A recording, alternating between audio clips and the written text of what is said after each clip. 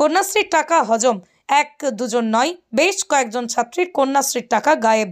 এ বিষয়ে কিছুই জানে না কন্যাশ্রী প্রাপক ছাত্রীরা। তাদের নামে রীতিমতো রয়েছে ব্যাংক অ্যাকাউন্ট। সবকিছুই ভুয়ো বলে জানান তারা। আর গোটা বিষয়টা নিয়ে তোলপাড় স্কুল। আলোচনার শীর্ষে এখন কন্যাশ্রীর টাকা। অভিযোগ স্কুলের সহ শিক্ষকের বিরুদ্ধে। অভিযোগ করছেন খোদ বিদ্যালয়ের প্রধান শিক্ষক। বিষয়টি জানার পর প্রধান শিক্ষক 14 জন ছাত্রীদের সাথে নিয়ে সোজা এসে পৌঁছন মানিকচক থানায়। এ নিয়ে মানিকচক থানায় লিখিত অভিযোগ দায়ের করেন। ঘটনাটি ঘটেছে মানিকচক থানার এনায়েতপুর হাই স্কুলে। এ প্রসঙ্গে বিদ্যালয়ের প্রধান শিক্ষক বাদিউজ্জামান অভিযোগ করেন, প্রধান শিক্ষক পদে তিনি আসার আগে বিদ্যালয়ের প্রাক্তন ভারপ্রাপ্ত প্রধান শিক্ষক ছিলেন সুনন্দ মজুমদার। সেই সময় কেটু ফর্ম ফিল আপ করে বিদ্যালয়ের বেশ কয়েকজন ছাত্রীর কন্যাশ্রীর টাকা গায়েব করেন। টাকা পাওয়ার কথা, তাদের ইতিমধ্যেই টাকা ট্রান্সফার হয়ে গেছে অন্য অ্যাকাউন্টে। এই বিষয়ে ছাত্রীরা কিছুই জানে না। তিনি আরও অভিযোগ করেন, প্রত্যেকটা অ্যাকাউন্ট একটি নির্ধারিত রাষ্ট্র ব্যাংকের রয়েছে। এটা কি করে সম্ভব? বিষয়টি জোরালো তদন্তের স্বার্থে তিনি আজ মানিকচক থানায় লিখিত অভিযোগ দায়ের করেন বিদ্যালয়ের ওই সহ শিক্ষকের বিরুদ্ধে। জন প্রকাশে আসা এবং সঠিক বিচার পায় তাই আবেদন রাখছেন তিনি। সবার কি টাকা উঠে গেছে? হ্যাঁ, সবারই। কিভাবে উঠলো টাকা? কি ভাবছো তুমি? মানে স্কুলের সম্বন্ধে স্যারের সই আছে, তো ওই সই আছে, তো সই করে বলে উঠে। এটাও কি যুক্ত হতে পারে সুনন্দ স্যার? হ্যাঁ, স্কুলের হেড স্যার যুক্ত না হলে তো উঠবে না। আমি সই আছে। ওই সময় স্কুলের দায়িত্বে কে ছিলেন? সুমেন্দ্র স্যার। স্যার। তাহলে এখন কি করবে তোমরা? টাকা যে উঠে গেছে, তা আমরা চাই আমাদের অধিকারের টাকা আমরা যেন পাই, আর যারা দোষী আছে তাদের শাস্তি দেওয়া হবে। হেড স্যার কি জানিয়েছে? হেড স্যার আমাদের সঙ্গে আছে আর আমাদের জন্য লড়াই করছে। বলেছে ব্যবস্থা নেবে? হ্যাঁ, বলেছে। তোমার নাম? মৌসুমী মণ্ডল, কোন ক্লাস? ক্লাস 10। আমার নাম মোহাম্মদ বাদিউজ্জামান। আমি এনায়েতপুর হাই স্কুল, মানিকচক ব্লকের এনায়েতপুর হাই স্কুলের প্রধান শিক্ষক। আজকে আমরা একটা এফআইআর সাবমিট করলাম মানিকচক থানায়। কেসটা হচ্ছে, আমি 2019 সালে এনায়েতপুর হাই স্কুলে হেডমাস্টার হয়ে জয়েন করেছি জুলাই মাসের দিকে, শেষের দিকে। তারপরে 20তে লকডাউন শুরু হয়ে গেল। তার আগে ওই স্কুলের টিআইসি ছিলেন সুনন্দ মজুমদার মহাশয়। ওনার বাড়ি হচ্ছে বাঙালগ্রাম। বর্তমানে ওনার ওয়াইফ শ্রীমতী তপতি মজুমদার এনায়েতপুর গ্রাম পঞ্চায়েতের প্রধান। তো উনি আমাকে চার্জগুলো বুঝিয়ে দিচ্ছিলেন না।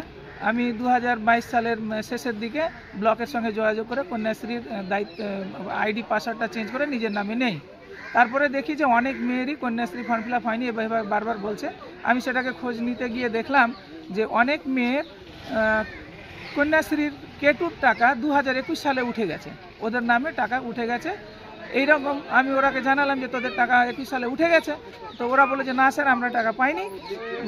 এইভাবে জানাজানি হওয়াতে আরও অনেক, এখন পর্যন্ত টোটাল 12 জন লিখিতভাবে অভিযোগ জানিয়েছে যে 2021 সালে ওর নামে যে কন্যাশ্রীর কেটুর টাকা 25,000 টাকা তোলা হয়েছে সেটা সঠিক নয়, ওই ব্যাঙ্ক অ্যাকাউন্টটা ওর নয়।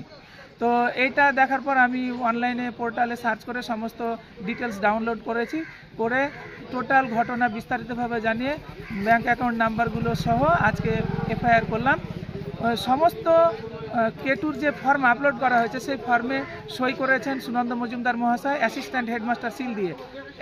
উনি বর্তমানে অ্যাসিস্ট্যান্ট হেডমাস্টার। আমি জয়েন করার আগে উনি টিআইসি ছিলেন ওই স্কুলের, কিন্তু তিনি অ্যাসিস্ট্যান্ট হেডমাস্টার সিল এভাবে ব্যবহার করতে পারেন না, এটাও কিন্তু বেআইনি। আর সব থেকে বড় কথা হচ্ছে যে উনি এভাবে আপলোড করেছেন, তারপরে মেয়েগুলো টাকা পেল না, তো এই জবাবটা ওনাকেই দিতে হবে। আমি চাইছি পুলিশ এর পূর্ণাঙ্গ তদন্ত করুক, যা দোষীদের শাস্তি দেওয়া হোক এবং মেয়েদের অধিকার যাতে ফিরে পায় তার বন্দোবস্ত হোক।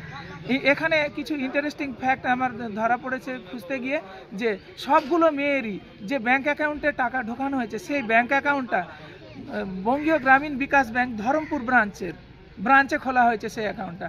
তো এটা আশ্চর্যজনক বিষয় যে সমস্ত মেয়ের ব্যাঙ্ক অ্যাকাউন্ট কি করে ধরমপুর ব্রাঞ্চে খোলা হলো। কারণ সবারই বাড়ি ধরমপুর নয়, বেশিরভাগেরই এনায়েতপুর আছে, অনেকে নোয়াদা আছে, তারা ইউকো ব্যাঙ্কে অ্যাকাউন্ট খোলে। ওরা বলছে যে না স্যার, আমরা ওই গৌড় গ্রামীণ ব্যাঙ্কে কোনোদিনও অ্যাকাউন্ট খুলিনি, ওই অ্যাকাউন্ট আমাদের নয়, অথচ ওদের নামে ওই অ্যাকাউন্ট খুলে সেখান থেকে টাকা তোলা হয়েছে। তো এটা তদন্তের বিষয়। আরেকটা হচ্ছে যে কেটু ফর্ম আপলোড করার পর স্কুল থেকে যখন আপলোড করা হয় সমস্ত তথ্য দিয়ে, তখন কিন্তু ব্লককে সেই যে মেয়ে কেটুর জন্য আবেদন করেছে সে বিবাহিতা কিনা এবং সে পড়াশোনা করছে কিনা তার ফিজিক্যাল ভেরিফিকেশন করতে হয়।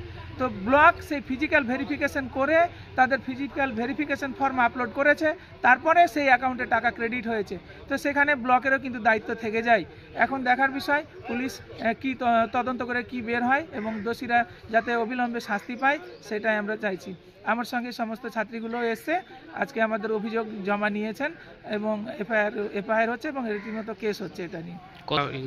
এখন পর্যন্ত 11 জন অভিযোগ জানিয়েছে। 2021-22-এর কেটুর লিস্ট আমি যাচাই করে দেখলাম যে আর একটা ইন্টারেস্টিং ম্যাটার হচ্ছে যে এ সমস্ত মেয়েদের K1-এ ফর্ম ফিল আপ করা হয়েছে 2020 সালে, অথচ তাদের কেটু তোলা হচ্ছে 2021 সালে। নর্মালি K1 ফিল আপ হয় একটা মেয়ের 13 বছর বয়সে ক্লাস 8-এ উঠলে, এবং সে কেটু পায় 18 বছর বয়স, মানে 5 বছর পরে। সেখানে 20-তে K1 ফিল আপ করে 21-এ কেটু তোলা হচ্ছে, সেটাই কিন্তু যে জালিয়াতি হয়েছে এটা তার প্রমাণ জলজান্ত। ওই লিস্ট ভেরিফাই করে দেখা গেছে 42 জন মেয়ের 2020-তে K1 ফর্ম ফিল আপ করা হয়েছে এবং সেই 42 জন মেয়ের টাকা তোলা হয়েছে 21-এ কেটুর টাকা তোলা হয়েছে 21 সালে। আমার নাম মোহাম্মদ বাদিউজ্জামান, আমি এনায়েতপুর হাই স্কুলের প্রধান শিক্ষক। নার্সিং হোম, এখানে অভিজ্ঞ ডাক্তার দ্বারা normal, caesar, high risk pregnancy, delivery সহ সমস্ত অপারেশন সুলভে করা হয়। Doctor Kalidas Ghosh MBBS, MD gynae, DNB, FICOG অভিজ্ঞ প্রসূতি ও স্ত্রীরোগ বিশেষজ্ঞ, কোর্ট রোড, আরামবাগ বাস স্ট্যান্ডের সন্নিকটে। যোগাযোগ নম্বর 7384893374 অথবা 9153144650 অথবা 7001653381।